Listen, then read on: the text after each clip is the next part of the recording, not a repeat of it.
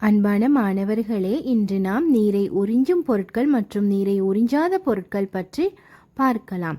முதலாவதாக, சேம இலையின் மீது சிலிண்டர் மூலம் நீர்த்துளிகளை இடுகின்ற போது சேம இலையின் மீது நீரானது ஒட்டவில்லை. அதாவது நீர் கட்டி கட்டியாக இருப்பதனை எம்மால் அவதானிக்க முடிந்தது. சேம இலையானது நீரை உறிஞ்சிக்கொள்ளவில்லை. அடுத்ததாக, சிறிய பஞ்சின் மீது நீர்த்துளிகளை இடுகின்ற போது பஞ்சானது முழுமையாக நீரை உறிஞ்சி நனைந்து விட்டது. ஆகவே பஞ்சு நீரை உறிஞ்சுகிறது. அதே போல பிளாஸ்டிக் மூடியின் மீது ஒரு சில நீர்த்துளிகளை இடுகின்ற போது நீரானது பிளாஸ்டிக் மீது ஒட்டவில்லை. ஆகவே பிளாஸ்டிக் மூடியானது நீரை உறிஞ்சிக்கொள்ளவில்லை.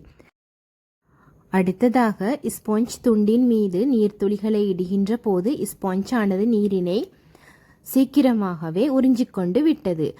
அடுத்ததாக, பருத்தி துணியின் மீது நீர்த்துளிகளை இடுகின்ற போது பருத்தி துணியானது நீரினை வெகு சீக்கிரமாகவே உறிஞ்சி கொண்டு விட்டது.